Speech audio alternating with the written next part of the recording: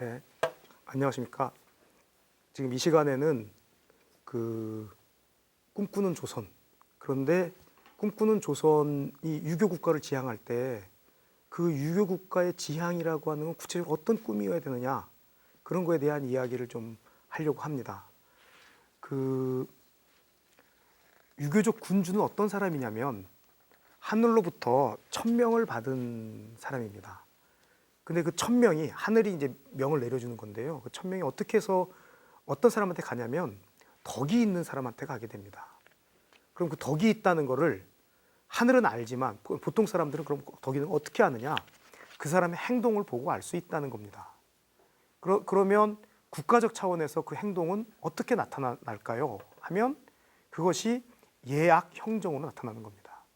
예와 악이라고 하는 건 의례를 진행하는 데 필요한 것이거든요. 그 모습을 보면, 그러니까 그 나라의 의례를 보면 그 군주의 덕을 알 수 있는 것이고요. 그래서 그 덕 때문에 천명이 이 사람한테 왔구나라고 자연스럽게 알 수 있다는 겁니다. 또 하나 형정인데요. 형정이라고 하는 것은 사법권 사용하는 거죠. 어떤 사람들을 벌 주고 이러는 건데요. 그 모습 속에도 그것이 임의로 하는 것이 아니라 어떤 기준에 의해서 고르게 공정하게, 또 억울한 사람이 없게, 그리고 또 더 나아가면 처벌받는 사람이 난 당연히 받을 벌을 받는 거야. 그래서 그 벌을 받음으로 정말 용서받고 변화될 수 있는 그런 식의 그림들이 그려지는 게 예악 형정이라고 하는 게 제도로 이제 나타나는 건데요. 조선의 경우 지금 유교 국가를 지향하면서 만들어진 나라거든요. 그래서 그 유교 국가 지향에 따라서 여러 가지 이제 계획들이 진행이 되어지는데, 우리가 지금 조선의 유교적 군주라고 할 때 초기 왕 중에 가장 유교적이지 않은 사람이 누굽니까? 그러면 세조입니다. 뭐 고민하지 않고도 한국 사람이 누구나 다 아는 거죠. 세조라고 하는 사람이 조카에 대해서 어떤 일을 했는지, 그리고 그 조카였던 나중에 단종이라고 이제 묘호가 붙은 그 사람을 지키기 위해서 죽어갔던 사람들은 유교적 충신이라는 이름이 붙어진 거고요. 거꾸로 세조 편에 붙어가지고 조선을 세워나가고 그 틀을 만들어간 사람들은 유교적 간신, 이렇게 지금 이제 이야기되는 분위기거든요. 그런데 사실은 바로 이 유교적이지 않은 군주 같은 이 세조야말로 사실은 가장 조선적이고 조선족 유교 국가라고 이야기할 때 그 실체에 가장 접근해 가 있는 사람입니다. 굉장히 역설적인 현상이죠. 그래서 그런 이야기를 조금 해보려고 합니다. 그 세조라는 사람은 쿠데타를 일으켰는데요. 그 세종이 문종 아들이죠. 아들이 좀 건강이 약했기 때문에 그 문종이 오래 왕노릇을 안정적으로 못하는 게 아닐까에 대한 우려가 있었습니다. 또 사실은 세종이 말년에 아들을 여러 명 잃었는데요. 문종이 바로 똑같은 병을 앓았어요. 그러니까 죽는 줄 알았던 아들이거든요. 근데 다행히 이제 살아남아서 왕위를 계승하게 되는데, 그 부분이 미덥지가 않아서 손자를 왕세손으로 그 공식적으로 임명을 합니다. 이게 책을 주어서 지위를 보장한다라고 할 때 왕세자도 책을 주어서 지위를 보장하고요.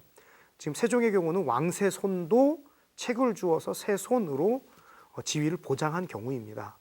그리고 세종의 의도대로 이분이 잘 왕이 되긴 했어요. 그런데 그만 삼촌이었던 그 세조가 수양대군이죠. 쿠데타를 일으켜서 정권을 뒤집어 엎게 되는데요. 이게 이렇게 해서 끝난 게 아니고요. 다시 세조가 왕이 된 지 한 2년쯤 지나고 나서 이 쫓겨난 왕 단종이라고 나중에 숙종대 가서 이제 묘호가 단종이 되는데, 나중에야 이름이 주어진 이 왕을 다시 복위시키겠노라 라고 하는 움직임이 있었고요. 이건 사전에 발각돼서 관련된 사람들이 모두 처벌됩니다. 근데 이 사건이 가만 보면요, 이제까지 조선에서 쿠데타나 정변이 많이 있었어요. 왕자의 난도 2번이나 있었고요. 여러 가지 정변들이 있었는데 그게 다 자기가 정권 잡겠다고 한 거잖아요. 그런데 그 단종 복위 사건의 경우는 이거는 정당한 군주로 세우겠노라. 그런데 그 정당한 군주가 누구냐면 전주 이씨인 거죠. 그러니까 전주 이씨의 왕가가 세워지고 나서 이 질서가, 이 사람들이 왕이 되는 것이 정당한 그러한 그 것이다. 그걸 위해서 나는 죽을 수도 있고 그것 때문에 내가 역적이 돼도 상관이 없다. 그것이 내가 유교적 가치를 지켜가는 일이다. 라는 정말 놀라운 선언이 있게 되는 겁니다. 그래서 종로의 중심이 되고 있는 세조는 이름도 세조지 않습니까? 그 왕을 계승했다는 세자와 그 조자까지 붙은, 그죠? 더 완전히 정말 그 나라를 세운 사람만 붙을 수 있는 건데요. 세조라는 이름이 붙어 있고 종로의 중심 중에 하나입니다. 그런데 이 조선의 기간 질서를 이루고 있는 사람들하고 또 별도로, 그죠? 앞으로 어떤 사람이 왕이 돼도 단종을 위해서 죽어간 사람들의 그 마음과 그 논리는 내가 항상 수용할 수밖에 없는 거예요. 그러니까 어떤 왕 밑에서 신하 노릇할 때 어떤 이야기를 하냐면, 누군가 당신을 위협하면 내가 사륙신이 되겠다. 이런 말은 조선시대 내내 난 당신을 위해서 죽음으로 충성하겠노라 라는 선언이 되는 겁니다. 참 이제 묘한 이제 이런 아이러니인 건데, 어쨌든 세조가 쿠데타를 일으킬 때 같이 이제 협력했던 사람들은 한명회가 굉장히 유명하고요. 신숙주도 굉장히 유명한 사람이죠. 당시에 최고의 천재라고 불려지던 사람입니다. 언어에도 천재이고요. 행정도 잘하고 또 문과에서 3등 이상의 성적으로 계속 높은 성적을 얻었던 사람입니다. 권람은 그 조선 초기에 유종이라고 불리는 유학자의 우두머리죠. 권근의 손자이고 또 장원급제자이기도 합니다. 이런 사람들이 모여서 이루어진 게 세조대의 정치인데요. 이 세조대 정치는 굉장히 이제 묘하게 평가가 됩니다.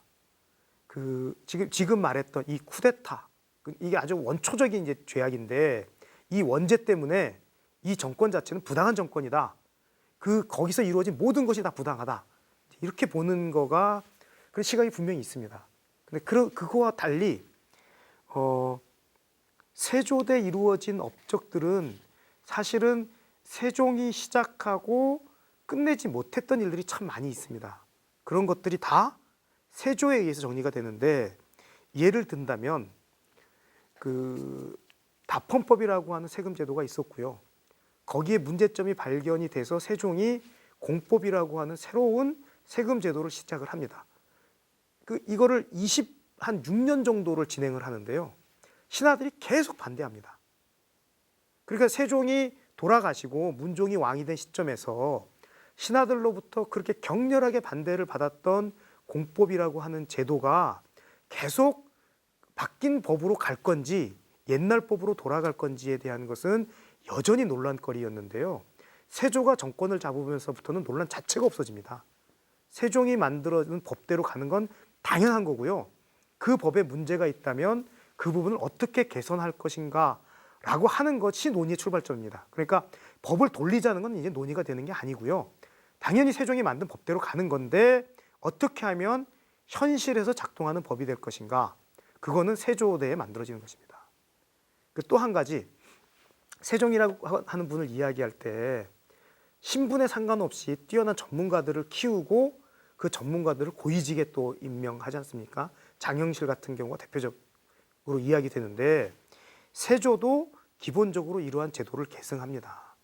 그러니까 문관 중심의 제도가 아니라 전문가 중심의 제도를 지향을 해나가서 나중에 횡간이라고 하는, 그러니까 조선 역사상 정말 처음으로 지출의 표준이 어떻게 돼야 되느냐, 지출의 표준이 어떻게 되는지를 알게 되면 정부가 지출해야 될 세출 부분을 알게 되는 거고요.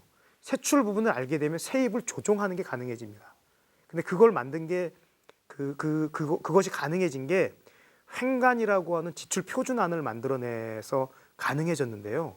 이거 굉장히 어려운 일입니다. 없던 걸 하는 데다가 정부가 하는 모든 일에 대해서 어떤 일에 어느 정도의 지출이 생기는지, 그것도 지금처럼 돈으로 계산하는 게 아니라 들어가는 물건 종류 하나하나, 그러니까 붓은 몇 자루, 먹은 몇 개, 종이는 몇 장, 이런 식으로 이제 만들어가는 것이거든요. 이거를 만들어내는 게 문관이 아니라 무과를 거친 관원들을 통해서 이런 일들을 만들어갑니다. 그건 왜 그게 가능했냐면 그쪽 일을 많이 경험한 전문가들한테 일을 맡겼다는 것이죠. 이게 세조가 지향하는 바입니다. 그리고 문관 말고도 전문적인 역량을 가진 관료를 육성하려고 하는 일에 대해서 관심도 갖고 그분의 격려도 합니다. 물론 결과적으로 이게 성공이었느냐라고 할 때는 의문의 여지가 있지만 어쨌든 관원의 육성의 방향이라고 하는 게 문관 중심이 아닌 다양한 전문가 중심의 어떤 지향점을 갖는 것, 이거는 세종이 했던 것을 계승해 나간 그런 것입니다. 근데 지금 이거는 그냥 상당히 기술적인 것, 그 당시 사람들은 이걸, 지금은 이게 국가 경영의 핵심이지만 이게 좀 기술적인 것으로 이제 이해되기도 했었는데요.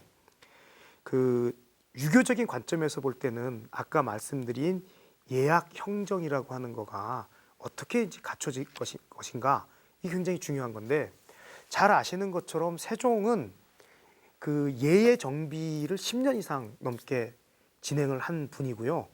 그 예에 사용될 음악도 완전히 새로 제정합니다. 세종대 아악정비라고 하는 거가 지금 우리나라 음악사에서 굉장히 획기적인 것이거든요.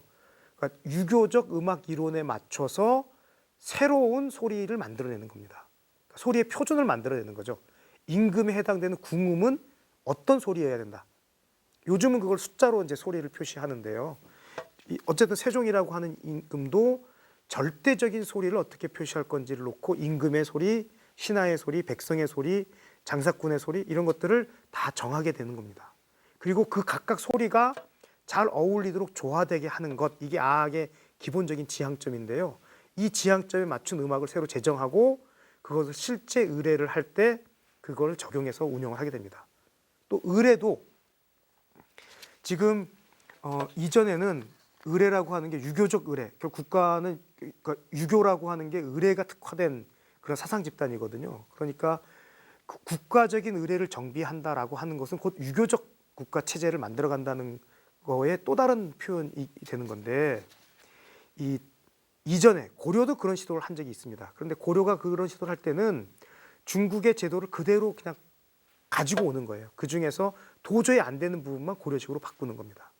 그런데 조선에서는 다른 시도를 합니다. 우리가 친왕이다라고 하는 새로운 등급, 지금 황제는 아니고요. 지금 명나라라고 한 황제국가고 똑같이 황제를 주장하면 전쟁을 해야 되기 때문에 그걸 피하면서 같이 공존할 수 있는 방법으로 우리가 이제 서로 동의한 합의로 이끌어낸 게, 조선이 친왕은 아니지만, 황제의 아들은 아니지만 황제 아들의 지위에 해당되는 친왕의 지위를 명의 인정해주고 우리도 친왕의 지위로서 국제적 무대에서 활동하겠노라 라고 쌍방 이제 합의가 된 건데요. 친왕 등급에 따라서 의례를 만들면 어떻게 해야 되는가, 이런 고민을 가지고 의례를 정비하려고 하는데 중국에는 이런 제도가 없습니다. 당연히 황제 국가니까 황제의 제도만 있는 거죠. 그래서 친왕이라고 하는 등급을 놓고서 새로운 유교적 원리가 적용되는 유교적 의례를 새로 만들어 갑니다. 그런데 이 만들어야 될 의례의 종류가 300가지가 넘어요. 그건 뭐 제사도 있고요, 장례도 있고, 또 저 백성과 임금이 만나거나 또는 임금과 신하가 만나거나 하는 것들이 종류가 300가지가 넘는데, 이 300가지가 넘는 걸 동일한 원리에 의해서 의례가 진행되도록 한번 만들어 보자. 이게 세종의 꿈이었는데 완성을 못했습니다. 그래서 이걸 완성해 간 사람이 누구냐면 세조입니다. 물론 세조는 우리가 친왕만이 아니라 황제로서의 전통도 있다라고 해서 하늘의 제사 지내는 것도 시도하지만, 어쨌든 국가가 어떤 의례를 한다라고 할 경우 조선에서 하는 거를 어떤 사람이 와서 봐도 아, 저건 조선의 의례구나. 그런데 조선의 의례일 뿐만 아니라 아, 저건 유교 의례구나 라고 알 수 있는 방식으로 300개가 넘는 의례를 동일한 패턴과 원칙이 적용되는, 물론 300개가 넘는 거에는 아까 말씀드린 대로 장례식도 있고요, 제사도 있고요, 잔치도 있습니다. 그런데 그게 의례라고 한다면 어떤 유교적 기준이 똑같이 적용되도록 그런 설계를 했다는 것이고, 그런 거를 지속적으로 자기 치세 기간 동안에 만들어간 사람이 세조입니다. 그리고 그렇게 만드는 결과는 세조가 죽은 직후에 성종 5년에 만들어지는 국조 오래에 의해서 표현이 되는데, 국조 오래에는 모든 의주들, 그러니까 의식의 기본적인 패턴을 기록한 그 기록들은 다 세조에 의해서 만들어진 것들입니다. 그리고 세종이 만든 음악을 더 발전시켜 가지고 우리가 지금 이제 정간보 이런 이야기를 하는데, 정간보가 어떤 거냐면 중국에도 악보가 있습니다. 그건 율자보라고 해서요. 율이라고 하는 이게 리듬인데요. 리듬을 글자로 표현합니다. 근데 글자로 음의 높낮이만 표현하기 때문에 길이를 알 수가 없어요. 어떤 글자가 어떤 길이인지 알 수가 없는데, 정간보라고 하는 것을 통해서 길이를 표현하는 방법 같은 걸 시도한 게 세종이라면, 그 소리들의 흔들리는 소리라든지 연결되는 소리라든지 또는 음과 음이 바뀌는 소리라든지 여러 가지 악기가 동시에 연주되는 악보는 세조에 의해서 개발이 됩니다. 그러니까 세조라는 사람은 예악을 정비한 거고요. 더욱 주목되는 건 이제 형정과 관련된 문제인데요. 경국대전이 세조에 의해서 만들어집니다. 세종 때까지는 기존의 법 체계가 유지돼 왔다면 세조대에 와서는 경국대전을 이제 만들게 되는데, 원래 법이라고 하는 건 전통적으로 율, 영, 격, 식 이런 구분 법이 있습니다. 그래서 율이라고 하는 거는 형률에 해당되는 거고요. 영이라고 하는 건 요즘 말로 행정법에 가까운 것입니다. 그리고 격이라고 하는 거는 율인지 영인지 아직 구분이 되지 않은, 그렇지만 그 등급의 법을 격이라고 하는 거고, 여러 가지 절차에 대한 거는 식이라고 하는 걸로 분류가 되어 있어서 나라마다 고려율, 고려영 이런 게 있었을 거로 우리가 생각을 합니다. 물론 책은 안 남아 있지만. 그런데 조선은 조선영, 조선율 이렇게 가는 게 아니라요. 전으로 가는 겁니다. 전이라고 하는 건 한 단계 높은 법전 체계입니다. 그러니까 국가의 모든 제도, 지금 말한 예악, 형정이라고 하는 걸 다 담아낼 수 있는 게 전이라고 하는 그런 어떤 법률서이거든요. 우리나라에서는 없었던 겁니다. 그리고 이 전이라고 하는 건 조선의 곧 국가 제도 자체를 규정하는 것이기 때문에 흔들리거나 바뀌지 않아야 되는 겁니다. 그러니까 이 법이, 왕의 명령이 다 법이 되는 시대거든요. 이 시대라고 하는 게. 그리고 왕이 바뀌면 법과 법 사이에 충돌이 일어날 수밖에 없습니다. 그리고 왕이 계속 만드는 게 계속 법이기 때문에 법은 계속 늘어나는 겁니다.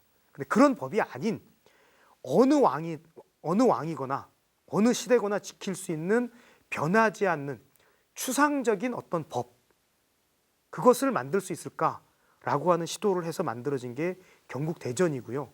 이것은 그러니까 세조가 만든 국조 올해의 악 정비 그리고 경국대전까지 이렇게 완성된 이 형태가 이른바 예악 형정을 통해서 유교적 덕치를 이루어낸다, 유교적 예치를 이루어낸다라고 하는 그런 제도적 장치가 완성되는 것입니다.